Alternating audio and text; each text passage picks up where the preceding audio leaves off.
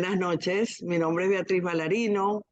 Muy buenas noches. Aquí tengo varias personas que conozco, otras que son nuevas para mí. Bienvenidos, los inversionistas mexicanos que están participando en este espacio. La idea de nosotros es, tengo aquí a Fernando Galíndez y a Karen Naz. eh, la idea básicamente, primero me voy a presentar, después les voy a hablar un poquito de Fernando, un poquito de Karen. Mi nombre es Beatriz Ballarino, yo soy broker asociado de eXp Realty. eXp Realty es una compañía que está en 24 países del mundo. Mi experiencia es de más de 18 años y básicamente mi especialidad es la asesoría a inversionistas extranjeros. Tengo un grupo de realtor a quienes voy llevando de la mano y además tengo un equipo multidisciplinario, entre ellos abogados, contadores, financistas, todo ello para darle la mejor orientación al inversionista para que adquiera su propiedad aquí en los Estados Unidos. Nosotros hacemos compras, ventas, rentas, management, todo lo que necesite el inversionista extranjero para hacer una excelente inversión aquí en la Florida. Puede ser tanto en Miami como en Orlando. Eh, Fernando, gracias por acompañarnos, como siempre, apoyándonos en nuestros webinars. Fernando Galíndez es socio y manager de la oficina de Weston de Q Capital. Tiene una gran trayectoria, tiene más de 30 años otorgando préstamos a los inversionistas extranjeros.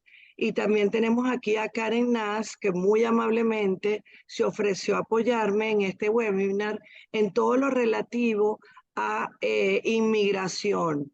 ¿Por qué invité a Karen a este webinar? Bueno, invité a Karen porque hay muchas personas que no solamente quieren invertir y van a necesitar un poco la asesoría de Fernando, sino que también hay personas que se van a querer venir a los Estados Unidos, erradicar en los Estados Unidos y necesitan saber un poco con qué visas pueden trabajar para poder estar en los Estados Unidos de una manera legal. ¿Ok? Entonces, lo que quiero es que hagamos un webinar participativo donde básicamente yo le voy a hacer algunas preguntas a Karen o a Fernando, ustedes también pueden hacerlas y la idea es que todos quedemos claros con lo que queremos hacer, ¿no? El gran sueño americano, lo que queremos lograr es ese gran sueño americano, bien sea de inversión o de erradicarnos en este gran país. Entonces, vamos a empezar con Karen. Karen, cuéntame algo. Coméntanos cómo podemos ayudar a los mexicanos que se quieren mudar a la Florida y quieren un estatus legal. Bueno, amigos, buenas noches. Primero que todo, gracias por la invitación. Estoy muy contenta de estar acá el día de hoy. Mi nombre es Karen Naz, soy abogada de inmigración. Nuestra oficina es Orlando Visa Lawyer. Si quieren seguirnos de una vez en redes sociales, tenemos un canal en YouTube con muchísima información sobre visas de inversión y el programa EB2NIW, EB2NIW, que es un programa del que vamos a estar hablando el día de hoy. Entonces, si quieren un poco más de información, los invito a nuestras redes Orlando Visa Lawyer. Nuestra oficina está en Orlando. Yo soy una abogada de inmigración desde el año 2008. Soy abogada licenciada en el estado de Nueva York. Tengo un socio abogado licenciado en el estado de la Florida y tenemos nuestra firma Orlando Visa Lawyer desde el año 2017 en Orlando, Florida. Opciones para nuestros amigos mexicanos. Hay dos tipos de opciones. Hay una opción que es un visado temporal y hay otra opción para personas que quieren venir y radicarse de forma permanente a los Estados Unidos. Hay que tener en cuenta que esa opción temporal abre las puertas a ese inversionista para que venga, establezca un negocio y bueno, según vaya creciendo ese negocio y se vaya desenvolviendo en los Estados Unidos, puede optar más adelante por transicionar a un programa migratorio que le dé la famosa Green Card, que al final del día es el objetivo de todos nosotros como inmigrantes. Yo también soy inmigrante, soy colombiana, y todos el sueño es lograr la Green Card, ¿cierto? Que es la antesala de la ciudadanía. Entonces, ¿qué programas hay para nuestros amigos de México? Para nuestros amigos de México está la E2, la visa de inversión E2, que se puede tramitar ya sea estando en México o dentro de los Estados Unidos a través de un cambio de estatus. La visa E2 va de la mano con real estate. ¿Por qué? Porque a través de la compra de una propiedad comercial, de un negocio, puedes obtener la visa E2. Te abre la oportunidad de venir como inversionista. Y ese inversionista obviamente puede traer a su familia, a su esposa, a su esposo, hijos menores de 21 años. Entonces es una herramienta muy atractiva, es un programa muy atractivo. ¿Por qué? Porque le permite a la persona que quiere venir a establecerse a Estados Unidos no solo venir a vivir acá con su familia, bueno, establecerse, digamos, con sus hijos, sino además le permite trabajar en su propio negocio, en su propio negocio.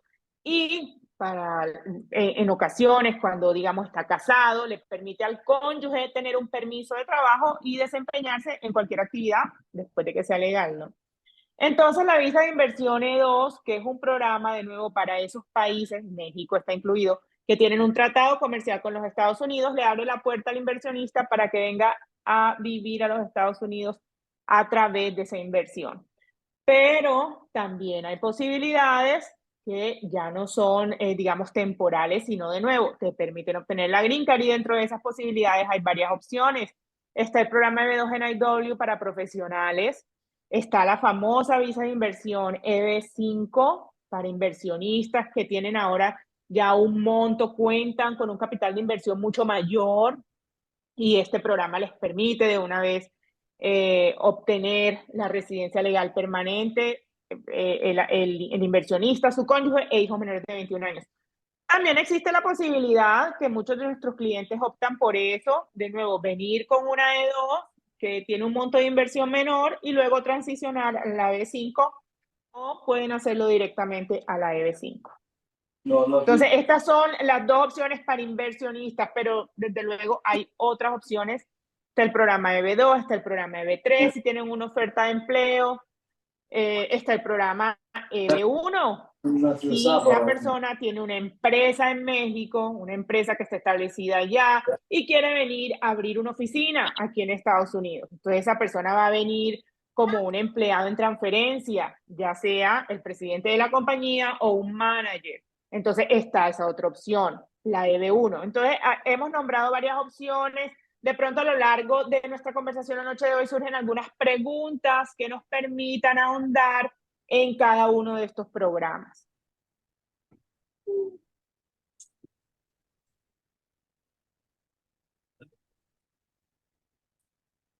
No escucho. Creo que no se escucha. Tiene el micrófono apagado, Beatriz. Un poquito para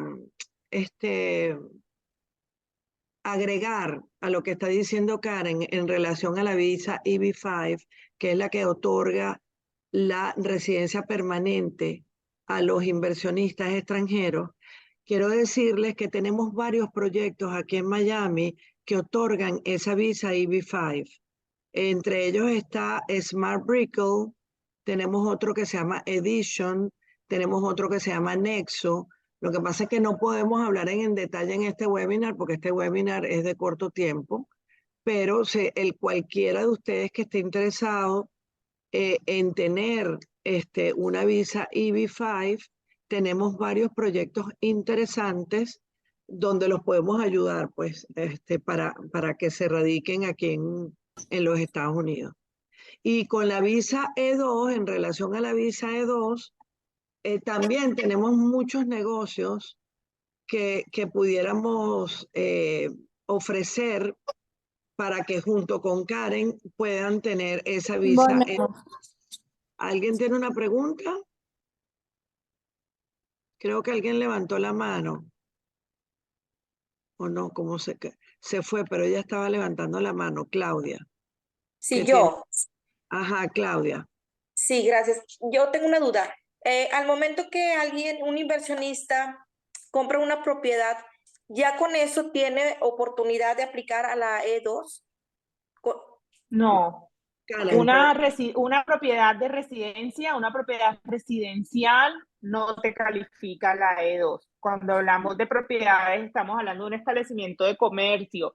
Por ejemplo, que compres una heladería, una panadería, un establecimiento de comercio, pero una propiedad residencial, comprar una casa, un condo, eso no te da, digamos, no te abre posibilidad para una E2.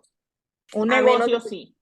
ok, cuando A menos de quieres, que inviertas. Pues lo que hace la mayoría de las personas que hemos tenido el gusto de trabajar con ellos es, ellos compran su propiedad, pero también crean el negocio. En algunas ocasiones, la dirección de la casa, sobre todo en la parte inicial, cuando el negocio está recién arrancando, utilizan la dirección de la casa como en la dirección del negocio, pero no cuenta como monto de inversión. Es decir, por ejemplo, en nuestra oficina el mínimo de inversión son $65,000.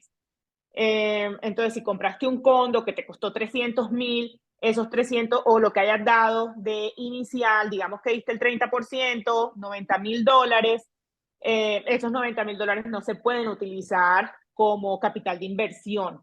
Esos $60,000 los tienes que invertir en bienes que ayuden a que ese negocio que estás iniciando nazca a la vida. ¿Qué necesito yo para que mi negocio de, por ejemplo, aquí en Florida en la actualidad, todo lo que tiene que ver con construcción está teniendo mucho éxito? No necesariamente estamos hablando de negocios de remodelación de casas o de construcción como tal, pero pueden ser negocios que prestan servicios a ese tipo de industria. Por ejemplo, negocios de gabinetes, venta de gabinetes de cocina. Tengo un cliente que abrió un warehouse, una despensa, y vende gabinetes de cocina y ahí puso una sala de ventas.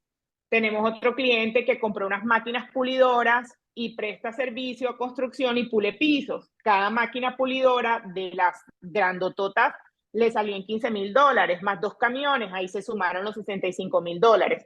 Entonces, no es que porque compré el condo, entonces ese dinero lo voy a usar como dinero de inversión. No, el condo te puede servir cuando estás creando la compañía, como puede ser la dirección del negocio, pero la inversión como tal, para efectos de la visa de inversión E2, tiene que ser algo independiente. No puede ser ese dinero que pusiste para el down payment de la propiedad que vas a comprar. Ok, aquí tengo otra pregunta, otro cliente que dice, ¿cuál es el rango de precio que se necesita para aplicar la visa E2?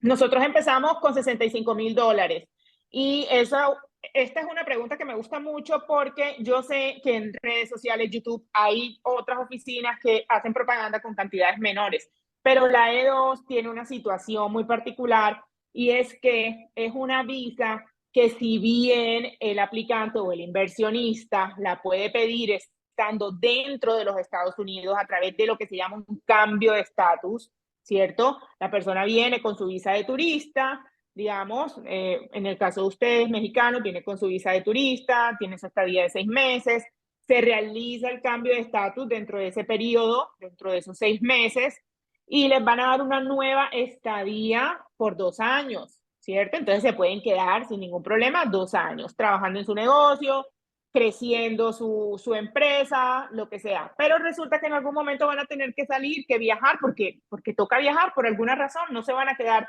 aquí todo el tiempo, van a tener que viajar. Para entrar nuevamente a los Estados Unidos van a requerir el estampado en el pasaporte, que ese estampado de una visa en un pasaporte solo se hace o solo se obtiene en la embajada o consulado local. ¿Ok? ¿Eso qué significa? Que tendremos que hacer una cita en la embajada o consulado local donde ustedes tendrán que ir y solicitar en el pasaporte les pongan esa visa E2. Pero resulta que con la visa E2 hay una situación particular que cada vez que se hace esto, el consulado y la embajada quieren revisar nuevamente. Ellos van a volver a adjudicar la solicitud de visa E2. O sea, toca presentarles nuevamente la solicitud, ¿cierto? Y ahí, en embajada y consulado, es donde esos oficiales revisan el monto de inversión inicial. Por eso, si bien aquí en Estados Unidos se puede obtener una extensión de estadía como inversionista, probablemente en algunos casos, de pronto, con menos de $65,000, es muy difícil que cuando salgan y pasen por el filtro del consulado o embajada, ese oficial consular les apruebe una inversión tan pequeña, ¿ok? Ellos quieren ver inversiones más grandes. Entonces, por eso nosotros de una vez le aconsejamos al cliente, mira, mínimo 65,000. No, abogada, es que yo escuché en YouTube que fulanito dijo que con 30,000, bajo tu propio riesgo, nosotros no recomendamos esos montos. Ok, gracias Karen, muchísimas gracias por tu aporte. No sé si tienen alguna otra pregunta, porque entonces ahora, bueno, vamos a hacer una cosa, vamos a pasar con Fernando Galíndez en Disculpa, relación a todo lo que... yo tengo una pregunta, perdón que no tengo la cámara encendida, pero no en el carro. Yo quisiera saber si para la visa EB5 la inversión pudiese ser en Miami o en Orlando, o tiene que ser específicamente en Miami. ¿Puede ser en cualquiera de las dos ciudades? Bueno, yo te voy a contestar una parte y luego Beatriz te contesta la otra, porque estamos hablando de una inversión y yo sé que Beatriz tiene varios proyectos inmobiliarios que ella está trabajando que te sirven para calificar o para aplicar a la EB5. La EB5 tiene un requisito, digamos, el requisito de la EB5 es el gobierno quiere que el inversionista donde vaya a hacer la inversión, haga un aporte a la economía generando puestos de trabajo, ¿ok? Entonces, según sea la ubicación geográfica de ese proyecto de inversión, va a ser el monto de inversión que el gobierno va a exigir. Empieza en los $800,000, va hasta el $1,050,000. Pero, ¿de qué depende? De la ubicación geográfica y de esa inyección que se le esté haciendo a la economía local. ¿Cómo se hace esa inyección? Con generación de empleo. Entonces, se puede hacer en Miami, podría ser en Orlando, pero habría que ver si hay algún proyecto que se esté desarrollando en Orlando que cumpla con esos requisitos que tiene inmigración, que es la generación de empleo en el área geográfica determinada donde la persona quiere hacer su inversión. Pero puede ir desde los 800,000 hasta el 1,050,000. Perfecto, muchísimas gracias. Ok, ahora quiero ahora que nos dé su aporte nuestro querido amigo Fernando Galíndez, que realmente tiene una trayectoria muy importante y sé que nos va a ayudar mucho en este webinar. Cuéntame, Fernando, tú sabes que la parte crediticia es una parte muy importante porque estimula la economía. Entonces yo quería que tú nos dijeras, compartieras aquí con nosotros, ¿qué tienes de bueno para los mexicanos? ¿Qué le puedes ofrecer a los mexicanos? ¿Qué alternativas le puedes ofrecer para que ellos se apalanquen con los bancos americanos y puedan hacer una inversión, bien sea si son inversionistas que no quieren vivir aquí o aquella persona que sí, que tramita una visa E2 o EB5 y quiere entonces vivir en los Estados Unidos? ¿Qué le ofreces tú al inversionista mexicano? Ok, y gracias Beatriz por la invitación y por la pregunta. Mira, lo más bonito de esto es que una persona extranjera, un mexicano, tiene toda la posibilidad de comprar una propiedad inmobiliaria en el estado de la Florida, en los Estados Unidos, pero estamos hablando en este caso del estado de la Florida, y tiene facilidades crediticias para hacerlo. Recordemos que hay países, por ejemplo Canadá, que tiene ahorita una prohibición por 2 años para que un extranjero compre. Aquí no existe eso. No solamente puede comprar, sino puede financiar. Y tenemos programas sumamente atractivos que una persona con 25% de costo inicial o más puede comprar una propiedad con una documentación sumamente sencilla y con plazos de 15 a 30 años en cuanto a amortización. Entonces, definitivamente, para una persona que está en Latinoamérica, incluyendo México, a pesar de que dentro de Latinoamérica, México es una de las economías más fuertes, cuando vemos de que en los últimos 10 años la moneda mexicana se ha devaluado frente al dólar estadounidense en un 38.4%, es sano de que esa persona coloque parte de su dinero en moneda dura. Ahora bien, ¿qué pasa si coloca ese dinero en un banco y no lo toca? Y tiene $200,000 colocados en un banco. Resulta ser, vea, de que hace 10 años la propiedad promedio en el estado de la Florida costaba $200,000. Hoy vale $500,000. O sea que no solamente tienes que protegerte como mexicano frente al dólar, sino que tienes que colocar ese dinero en un instrumento, por ejemplo, bienes raíces, y puedas preservar y hacer crecer tu patrimonio. Ahora, ¿qué pasa con una persona que tenía al contravalor en pesos mexicanos hace 10 años para comprarse una propiedad, $200,000? Pero si en vez de comprar una, compró dos, apalancándose 50-50. Al cabo de los 10 años, si usó el crédito, tiene $1 millón en activo, versus la persona que compró de contado, una sola propiedad, tiene $500,000. Eso es lo bonito de usar el crédito y construir riqueza con dinero de un banco americano. Claro, y eso es lo más importante. Los Estados Unidos son pro inversionistas. Claro. A los Estados Unidos le prestan más fácilmente a un inversionista que a alguien que vive aquí. ¿Sí o no?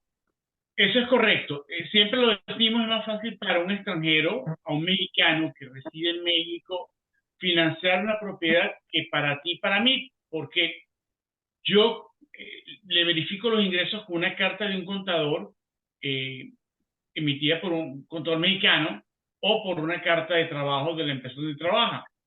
A nosotros nos piden la declaración de impuestos.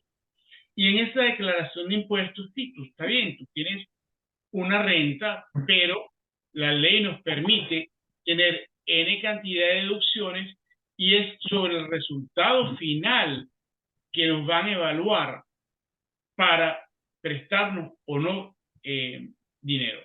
Entonces, en cambio, del otro lado, simplemente con una carta de un contador o una carta de trabajo emitida por la empresa donde trabaja esa persona.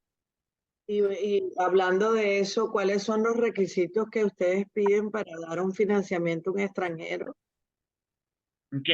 Como te mencionaba, lo primero es mostrar los ingresos y esos ingresos provienen de una carta de un contador donde básicamente me diga a qué se dedica esa persona, si es dueño de una zapatería, cuántos años tiene establecido, dónde está ubicada y cuáles han sido los ingresos de esa persona en lo que va de año, cuánto es su ingreso promedio mensual y cuánto devengó en los últimos 2 años. ¿Qué otra cosa quiere ver el banco? Los últimos 3 estados de cuenta bancarios donde muestre que tenga el dinero para la cuota inicial, para los gastos de cierre, y le pedimos por lo menos 6 meses de reserva de los pagos mensuales de la propiedad. Le pedimos una referencia bancaria, a diferencia del reporte de crédito a nosotros. Ellos, con mostrarme una carta de un banco mexicano, llamémoslo BBVA, Santander, donde tengan su cuenta en México, diciendo de que tienen más de 2 años de relación con ese banco y que manejan su cuenta correctamente, tenemos. Y otra cosa, copia su visa y su pasaporte y un recibo de agua, luz, teléfono, que es lo que llamamos una prueba de residencia, de su casa en México. Y en Con relación, esos requisitos tan fáciles, vea, ya podemos tener un préstamo. Y en relación a lo de la visa, tú sabes que siempre te preguntan, oye, mira, si yo no tengo la visa en el pasaporte, ¿puedo comprar? Esa es una pregunta recurrente. Excelente pregunta. No, si tiene la visa en otro pasaporte, es perfectamente válido y tengo un programa de que si me pide pasaporte vigente, pero con mostrar otro documento oficial vigente, podemos sustituir la visa. Por ejemplo, la cédula de identidad en México, por licencia de manejo. La cédula de identidad en México se puede Correcto, utilizar, o sea, si por correcto. ejemplo un mexicano no tiene visa de los Estados Unidos en su pasaporte, pero No quiere hay comprar un... problema. No hay ningún problema. Claro, él tiene que tener una cuenta bancaria aquí en los Estados Unidos, tiene que ver cómo la abre y puede comprar a control remoto contigo.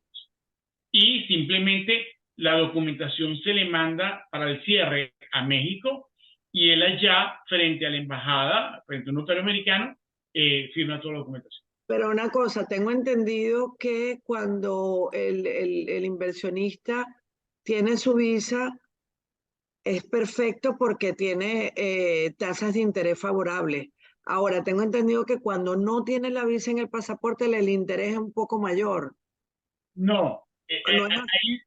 no, tengo un programa con tasas favorables, simplemente me pide dos identificaciones federales. Una, el pasaporte, y la otra puede ser la cédula de La visa. identidad mexicana. Ok.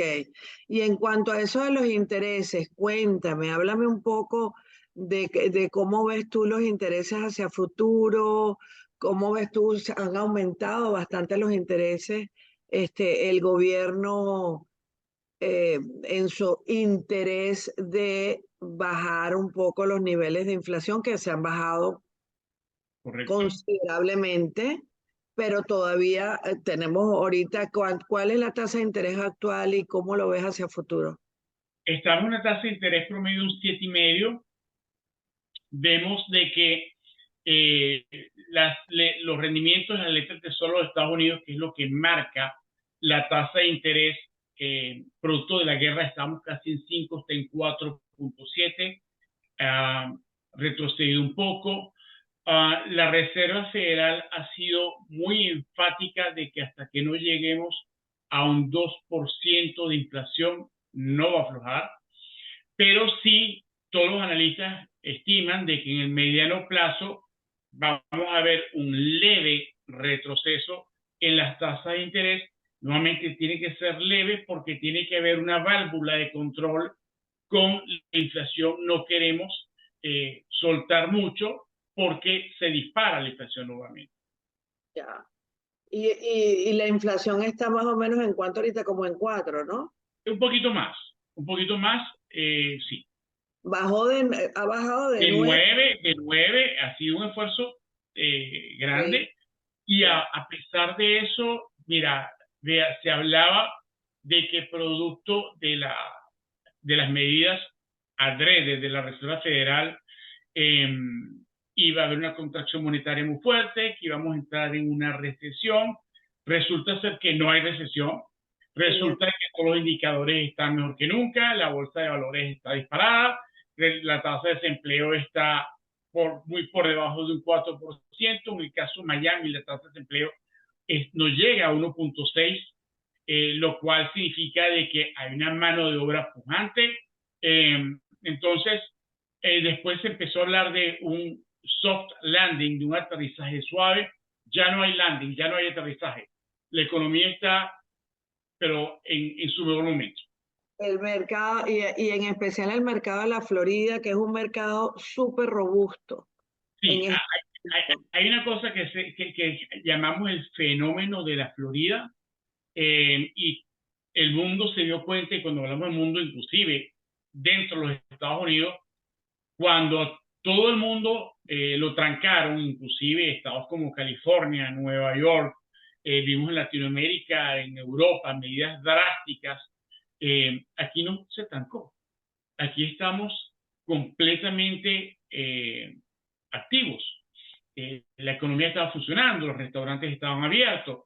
¿Qué pasó? De que el estado de la Florida casi que se hundía porque las personas de Nueva York, las personas de California, las personas de Illinois se vinieron para acá y se dieron cuenta la maravilla que era el estado de la Florida. Lo descubrieron después de muchos años y resulta que hoy en día estamos teniendo una migración de 1,200 personas diarias de estos estados que acabo de mencionar para el estado de la Florida.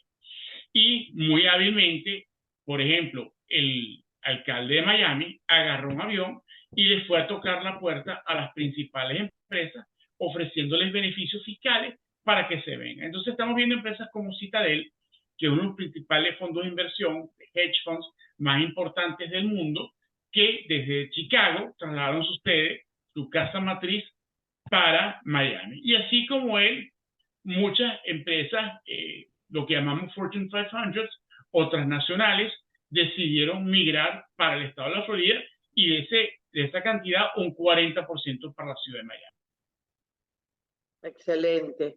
Y cuéntame una cosa, tú sabes que se oye, no, el inversionista mexicano, muchas veces, ellos están muy bien, no tienen problemas tan graves como otros países de Latinoamérica desde el punto de vista económico o político. Entonces ellos dicen, bueno, pero ven acá, yo tengo una revalorización en mis inversiones aquí de un 11.7% anual. Y yo le digo, bueno, sí, pero es que mientras tú tienes una revalorización de tus propiedades o tus inversiones en México de 11.7 anual, aquí en la Florida pudieras tenerla actualmente en un 30%, porque el último trimestre, el primer trimestre del 2023, el aumento, la revalorización ha sido un promedio de 30%, 10% anual, diríamos, ¿no? Ese trimestre, 30%. Sí, pero es que hay una parte de la ecuación que nos están metiendo, que es la devaluación monetaria, la fluctuación de la moneda mexicana frente al dólar americano. Entonces, cuando vemos que en los últimos 10 años ha perdido un 38.4%, tienes que meter eso en la ecuación. Entonces, si a eso le sumas lo que acaba de mencionar, Bea, te vas a dar cuenta de que, los inmuebles se han revalorizado en un 100% en 10 años, el rendimiento que tú vas a tener por invertir aquí en los Estados Unidos va a ser no solamente más estable, sino superior al que ibas a tener en México. Porque tienes, desde el punto de vista cambiario, tienes un beneficio. Ok, aquí dice tasa de cambio promedio anual peso mexicano frente al dólar. Correcto. Si ves del lado izquierdo, la unidad estaba en 12.8, eso fue en 2013, 2023, estamos en 19.9. Eso es una variación de un 38.4%. Claro, wow, es demasiado. ¿Okay? Sí. Y te digo una cosa, esta es una de las monedas más fuertes en Latinoamérica. Si agarramos el peso colombiano hace 10 años estaba en 2.000, ahorita está en 2.200, entre 2.200 y 2.400. La moneda brasilera también tuvo una devaluación frente al dólar americano de un 100%, estaba en 2, hoy está en 5. Entonces, para toda persona que esté en Latinoamérica, yo le recomiendo, y no es que le estoy diciendo que saque todo, pero que sí se diversifique, que coloque parte de su dinero en moneda dura. Ahora bien, tú me podrás decir, pero los Estados Unidos no es el único país de moneda dura. Sí, pero sin duda es la economía más fuerte del mundo. Por supuesto. Yo tengo un mapa y nuestro querido Fernando me lo va a poner un globo donde van a poder, correcto, donde van a poder ver, esto es la economía del mundo. Oh, Una wow. economía de 105 trillones de dólares. Y China Vean no... el tamaño de los Estados Unidos. Ah, 3.9 trillones, casi 30 trillones. wow. Le sigue la China, pero hay un detalle, nosotros somos 320 millones de personas. Los chinos son 1.4 billones de personas. Entonces, definitivamente no comemos igual. En el caso de México, nuevamente, que es una economía sumamente fuerte con respecto al resto de los países latinoamericanos, tiene una economía de 1.6 trillones. Nuevamente, estamos viendo 26.9.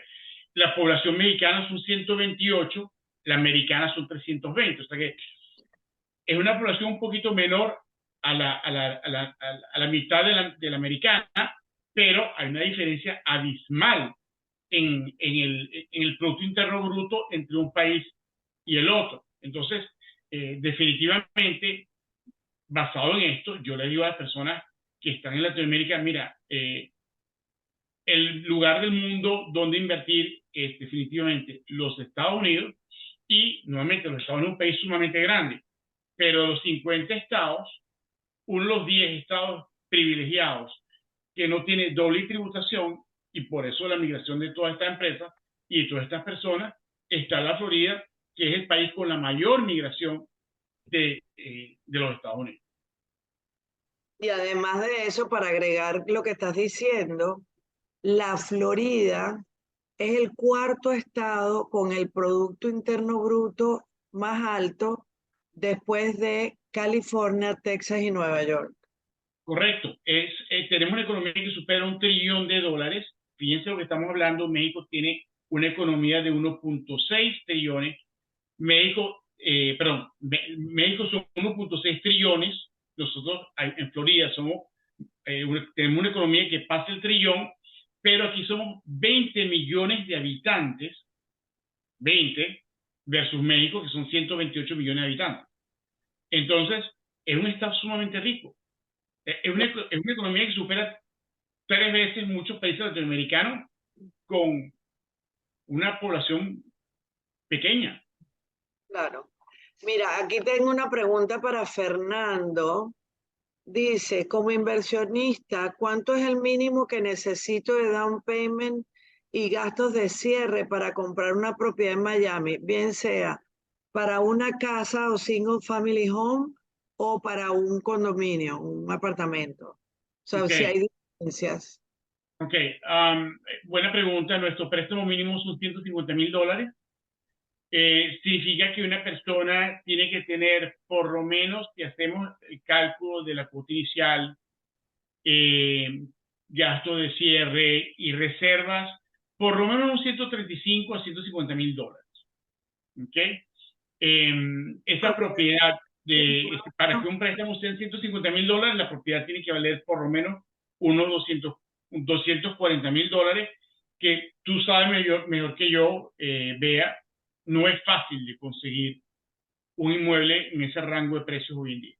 No, pero por ejemplo, que tengo entendido que para las casas, no me acuerdo bien, es menos down payment que para los condos. Sí, correcto. Para una casa, el enganche mínimo, vamos a hablar como los mexicanos, el enganche mínimo es 25%. Para un departamento, el enganche mínimo es un 30%. Ok, eso es importante. Y aquí hay otra pregunta para Fernando. Dice, los intereses para los inversionistas en este momento, ¿de cuánto serían? Eso creo que ya lo dijiste, ¿o no? Mire, esa es una buena pregunta. La tasa de interés que tiene un extranjero no tiene ninguna diferencia que tendría un americano tratándose de una propiedad de inversión. Estamos hablando de una tasa que puede oscilar entre un 7 o un 8%. Ok, 7-8%. Correcto. Un préstamo a 30 años. Un préstamo con amortización a 30 años, es correcto. Ok, bueno, ¿quién más tiene alguna pregunta para Karen o para Fernando del público presente? ¿Hay alguna otra pregunta? Yo te tenía otra pregunta, Fernando. ¿Qué me puedes hablar de esos rumores que hay por ahí? ¿Ok? Acerca de que en los Estados Unidos existe una contracción económica. ¿Cómo es eso? Ok. Como mencionaba, todos los analistas, no solamente en Estados Unidos, a nivel global, a raíz de las políticas monetarias, estaban apostando a una recesión. Resulta ser de que todos los indicadores hasta ahora nos están diciendo de que no ha habido recesión. Después empezaron y cambiaron el lenguaje. Va a ser leve, una caída, un aterrizaje suave. Ya no hay aterrizaje, ¿ve? Todos los últimos indicadores está mostrando que la tasa de desempleo está sumamente baja, de que el índice de consumo está altísimo, hay consumo en la calle. Estamos hablando de que en el mercado inmobiliario hay escasamente 3 meses de inventario. Nada. ¿Okay? Que es nada, o sea, que simplemente la demanda supera la oferta con creces. Estamos en un mercado de vendedores. Estamos viendo una migración importante para el estado de la Florida, no solamente de Latinoamérica, pero principalmente y más importante, de Nueva York ha perdido población, California ha perdido población. ¿Y para dónde se están moviendo esas personas? Para el estado de la Florida. Para el estado de la Florida. Mira, y una pregunta para Karen. Karen, ven acá. A mí siempre me ha llamado la atención el hecho de que veo que inversionistas entran, salen, vuelven a entrar, vuelven a salir. Y no sé, tengo entendido que hay un límite de días que pueden permanecer en el país. O sea, ¿cómo repercute desde el punto de vista de inmigración a estos inversionistas que constantemente están viajando para los Estados Unidos a hacer inversiones, distintos tipos de inversiones, y vuelven a salir de su país, pero que no se radican en los Estados Unidos? Bueno, estamos hablando de una visa de turista. ¿Qué Sí, están haciendo? con el turista que viene, sale. Okay. Esa visa de turista, por lo general, y las personas que estén en la audiencia, que tengan su visa de turista, pueden mirar su pasaporte, por lo general es otorgada como una visa B1, B2. Entonces, esa visa B1, B2 tiene un doble intento, una doble intención a la persona que posee esa visa. El gobierno la da partiendo de la base de que esa persona viene, ya sea a hacer meramente turismo, visitar a Mickey, venir a los parques, conocer la Estatua de la Libertad, hacer mero turismo, o si no, también viene a realizar actividades comerciales puntuales. Actividades comerciales puntuales. Por ejemplo, la visa B1, B2 te permite venir y registrar tu compañía. Registras tu LLC, aplicas a tu número de empleador y con eso puedes abrir tus cuentas de banco. Puedes hacerle una visita a Fernando, sentarte con él, con Bea y conversar. Bea, muéstrame tu portafolio, quiero ver las propiedades, llévame a mirar, ya yo registré una compañía, ya yo abrí cuentas de banco, voy a empezar a trasladar un capital a esas cuentas. Entonces, esas actividades se pueden realizar. Después tienes que venir 3 semanas después o un mes más tarde tienes que venir porque ya se acerca el cierre. Entonces, vienes a hacer diligencias de ese tipo, después ya tienes el cierre en otros 3 meses, vienes a hacer tu cierre, te entregan tus llaves. Todas esas actividades las puedes realizar sin ningún problema. El hecho, o digamos, en que hay que tener cuidado en el manejo que se le da. ¿Por qué? Porque cada vez que uno entra y uno pasa por esa casilla de inmigración en el aeropuerto, ese oficial que está ahí, que le recibe uno el pasaporte y que te mira así, mira la foto y te lo pasa por un escáner, esa persona, él es un policía y él tiene unas facultades, y entre esas facultades está hacerte preguntas. Y tú viniste hace 15 días y ahora estás otra vez aquí, ¿qué estás haciendo tú aquí? Y no solamente eso, sino que si ellos consideran que tú estás violando o que vienes a violar la ley de inmigración, en la próxima entrada te pueden devolver. Entonces, consejo que yo le doy a las personas: primero, siempre decir la verdad, pero segundo, darle buen manejo a su visa, no abusar, no quedarse. Me dieron estadía de 6 meses, me quedo 5 meses y 28 días, no, y después quiero volver a los 15 días. Eso no es un buen manejo, porque eso, como quien dice, levanta sospechas, y no queremos que el oficial piense que estamos con nuestras acciones contradiciendo el espíritu de la visa. Ahora, si tú vienes, creas una compañía y estás en ese vas y vienes, no tienes ningún problema. No tienes ningún problema, siempre y cuando tú no le digas al oficial que tú vienes a trabajar, porque tú no puedes realizar ningún tipo de actividad que genere ingreso. que te genere una remuneración. Tú puedes tener tu compañía y manejarla desde México. No tienes que estar viviendo aquí en Estados Unidos. Puedes tener tu LLC registrada, cuentas de banco, realizar tus transacciones y manejar tu compañía desde México. Y si tú vienes a Estados Unidos, no puedes sentarte a trabajar en esa compañía. En ese momento necesitas buscar una alternativa. ¿Qué otro tipo de visa yo puedo obtener? De pronto como inversionista, una E2, que ahí sí me permita quedarme aquí un tiempo más y ahí sí trabajar en el negocio. Realizar actividades que generan ingresos. Ok, mira, Fernando, y hablando de eso que estábamos hablando de las preconstrucciones, de esos inversionistas que vienen, van, compraron aquí, compraron allá. En el caso de las preconstrucciones, tú sugieres, tú sabes que se paga la cuota inicial por partes, ¿ok? Pero también sabemos que el contrato de preconstrucción establece generalmente, te dice que el constructor te puede decir 10 días antes del cierre, te puede decir, mira, en 10 días vamos a cerrar. Entonces, para evitar cualquier penalidad que tenga el inversionista porque no está listo con el préstamo, ¿cuánto tiempo tú recomiendas que ese inversionista debe comenzar los trámites con Q Capital para obtener ese financiamiento para un inmueble en preconstrucción? Mira, vea, siempre un contrato y una fecha estimada de cierre. Sí. Entonces, nosotros, además de tener esa fecha estimada de cierre, estamos en contacto con el desarrollador y él nos está avisando porque ese edificio no va a estar de 0 a 100% completado en 10 días. Eso tiene un proceso y un edificio son 3, 4 años.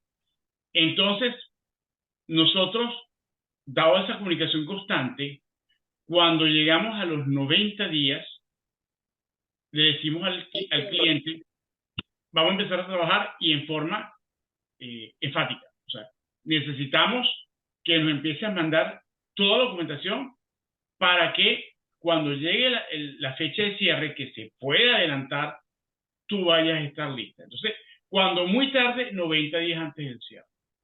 ¿Y cuánto tú crees que se debe calificar ese cliente? 4 veces antes, porque estamos hablando de una preconstrucción que el cliente reservó ahorita, ¿verdad? 2023, y supongamos un ejemplo, va a estar en el 2025. Ok.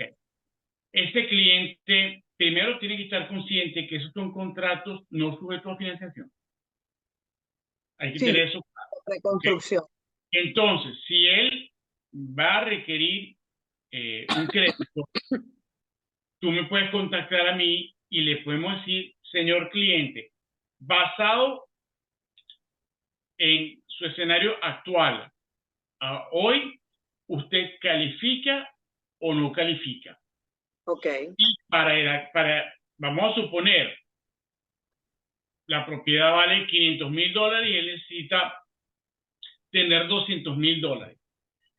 Le vamos a decir, si hoy en día nada más tiene 100, los próximos 100, ¿tú estás 100% seguro que lo vas a tener? Ajá. Si la respuesta es sí, podemos proceder. Por el otro lado, sus ingresos actuales son de tanto. Hoy en día, usted califica.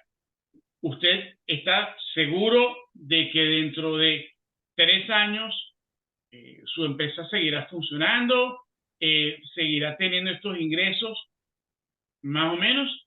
Sí, estamos bien. Entonces, yo creo que mientras el cliente esté consciente de cuál es su situación y le podamos, vamos a decir, orientar, no debería tener problema. Claro, pero entonces ya no sería una precalificación como tal, como compra una propiedad resale, pues que la compras en un mes o en Yo un mes. una precalificación en base a su situación actual. ¿Ok? Ahora, él tiene que, dentro de 3 años, mantener esa situación. O sea, si tenía en la cuenta $200,000, Hoy no me puede decir, no, es que yo agarré y me compré un apartamento en la playa de mi país. Ya no existen esos $200,000. Claro. ¿Y qué pasa? ¿No? Claro, Claro. claro. Y No le sé. hacemos saber, el dinero que va para esos depósitos que le tiene que hacer el desarrollador, tienen que salir de su cuenta. No que mi primo me lo prestó y la otra parte mi tío y de ahí salió el dinero para colocar. Ok, perfecto. Bueno, ¿alguien más tiene alguna otra pregunta? Ya van a ser las 7 horas México, ya van a ser las 9 horas Miami. No sé si otro de los participantes tiene alguna duda, alguna pregunta. Hola, buenas noches. Buenas noches, Juan José. Un gran ¿Qué gusto. tal? Saludos desde México, buenas noches. Una pregunta. Si el cliente ahorita su situación es buena y él estima que su situación va a seguir igual o mejor en 3 años, pero ocurre algún evento pues fuera del alcance de todos, ¿no? Como la pandemia, y él decide ya no continuar con, con la compra, ¿se le devuelve lo que él anticipó o hay una penalización? Bueno, en ese caso, nosotros tenemos una cuestión cuando compras preconstrucción. ¿Estás hablando de preconstrucción? Juan José, Sí, ¿estás claro. hablando de preconstrucción? Siguiendo el ejemplo que están comentando. Ajá. Ok, o sea, preconstrucción tiene que ser una propiedad que se va a terminar, por decir así, en el 2025. Los contratos de preconstrucción, cuando se firman, tienen 15 días de recesión. ¿Eso qué quiere decir? Generalmente cuando tú firmas un contrato de preconstrucción, generalmente piden el 20% del valor de la propiedad. Entonces, ese 20% tú lo vas a depositar en un escrow account o fideicomiso, ¿ok? Y vas a tener 15 días para tú poder salirte de ese contrato. Pero una vez que pasan esos 15 días, si te sales del contrato, pierdes el depósito. Por eso es que Fernando está diciendo claramente que el inversionista tiene que estar consciente de cuál va a ser su situación cuando reserve una propiedad el día de hoy, que va a estar lista en el 2025, tiene que estar bien consciente de que su situación va a estar bien para el momento de pedir un financiamiento con Q Capital, por ejemplo. Correcto. Los contratos, Juan José, de reventa, sí contemplan una cláusula por fuerza mayor, pero un contrato con un desarrollador es distinto, es un contrato que no es sujeto a financiación. De todas maneras, yo siempre recomiendo hazlo realizar por un abogado, pero son contratos que es lo que llaman un cash contract, ¿ok? Porque ese desarrollador a su vez tiene compromisos, él pidió préstamos para construir, etcétera, etcétera. Entonces, hazte cuenta de que tiene que honrar el compromiso. Claro, en un caso de fuerza mayor, obviamente, como lo del COVID, eso es algo excepcional, ¿no? Pero no sé si tú tú lo preguntaste, que si es algo de fuerza mayor o que... Sí, ok. él preguntó qué pasa si algo como el COVID, que fuerza mayor, ocurre, el desarrollador te devuelve el depósito, mira, que revise un abogado ese contrato. Ok, o puede ser al contrario, ¿no? Digo, no tengo el gusto de conocer Miami, pero he escuchado que un desarrollo, por ejemplo, construyó sobre algunas ruinas o encontraron algunas ruinas y está detenido. Entonces, me imagino que entre que solucionan ese tema, pues ya no se va a entregar en la fecha establecida. Entonces, me imagino que ahí el desarrollo pues tiene, digamos, una cláusula de que no se le penaliza el desarrollo por no entregar a tiempo. Quiero pensar que es algo así, ¿no?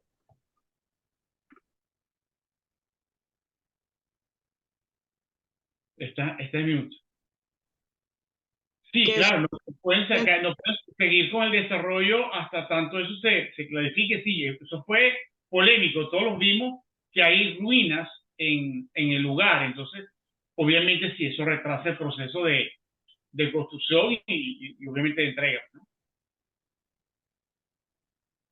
De acuerdo. Y en relación a los gastos, por ejemplo, aquí en México, si alguien compra una propiedad, pues hay gastos que se incluyen en la operación, como se manda a hacer un avalúo a la propiedad, cobran comisión por apertura de crédito y hay gastos de escrituración, donde se pagan los honorarios al notario, al abogado, y se pagan impuestos.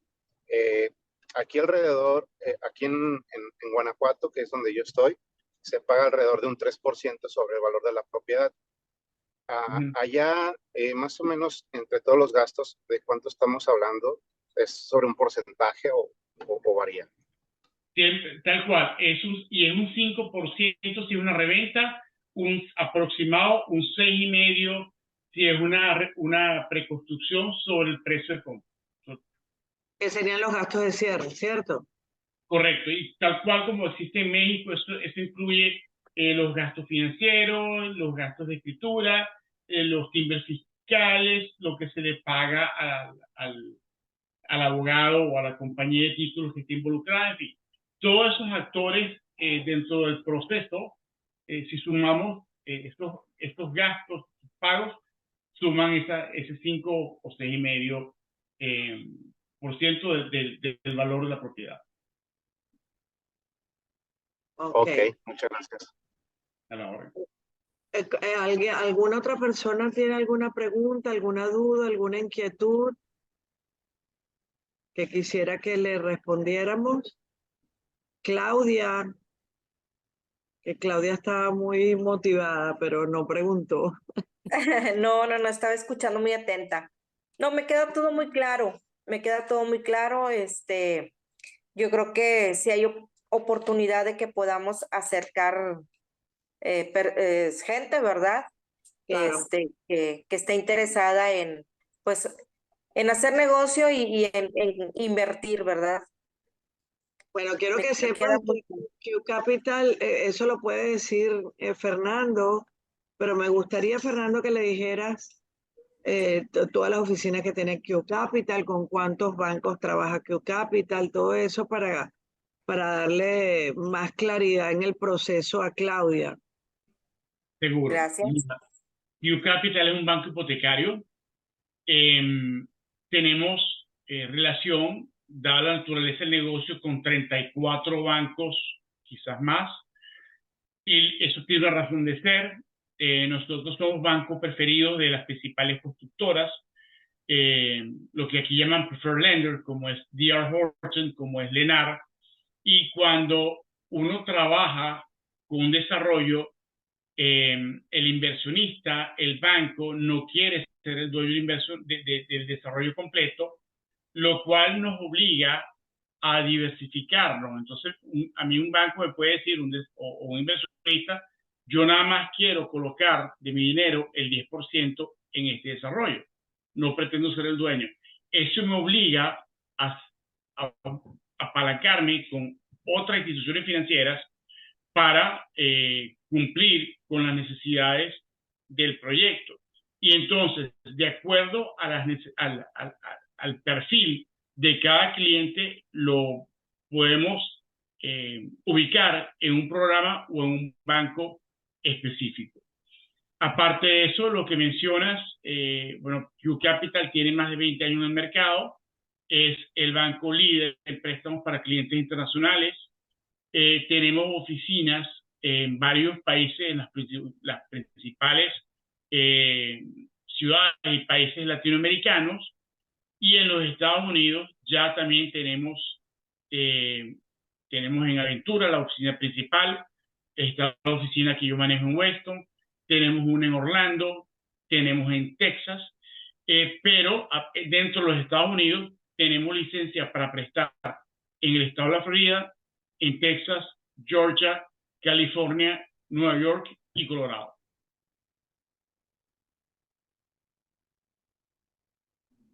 Muy bien. ¿Aquí en Texas en dónde están, Fernando? ¿Perdón? En Texas, ¿en dónde están ubicados? En Houston. Ah, muy bien. En No, Houston. pues está Sí. muy amplio, está muy amplio. No, y si tienes clientes interesados en Houston, Texas, también nosotros te podemos ayudar con eso. Porque ahí Excelente. existen 24 países del mundo y nosotros trabajamos en el mundo entero, básicamente, ¿ok? Yo tengo mis aliados en Texas también. Entonces, perfecto. Entonces no estamos cerrados nada más a la Florida.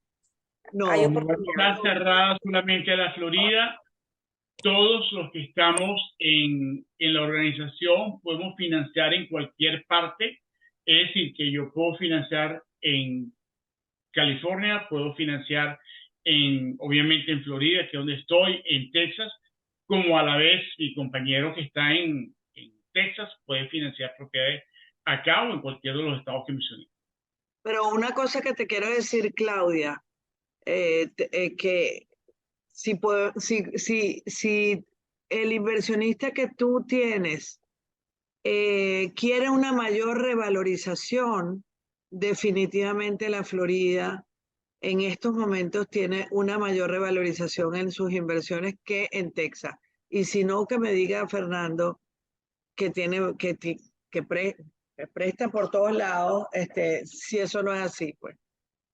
Sí, sin duda, y lo mencionamos, el estado con mayor migración ahorita es Florida, son 1.200 personas. Miami es la ciudad donde trabajos en el área de tecnología mejor pagados existen en todo el país. Según el fisco, el IRS, personas con ingresos iguales o superiores a $200,000 están migrando principalmente hacia el estado de la Florida, sin quitarle la importancia obviamente que tiene Texas, pero mira, las playas, el sol, las palmeras son sumamente atractivas, además de que los beneficios fiscales y todo lo que les mencioné. Exactamente. Bueno, no sé, ya somos las 9:05, hicimos un muy buen webinar, que creo que completamos todas las dudas de todas las personas que participaron. No sé si tienen alguna otra duda o alguna pregunta, porque si no, entonces vamos a terminar con nuestro webinar. Creo que no hay nadie más. Entonces, muchísimas gracias, Fernando. Muchísimas gracias, Karen, por apoyarme en este webinar. Sé que los mexicanos les va a gustar porque además algunos no pudieron asistir, pero también van a tener esta información a través de mi canal de YouTube y de mi programación vía email. Entonces, bueno, les agradezco muchísimo y nos vemos en una próxima oportunidad. Gracias a todos. Gracias, Beatriz, por la Gracias. invitación. Muchas gracias. Gracias.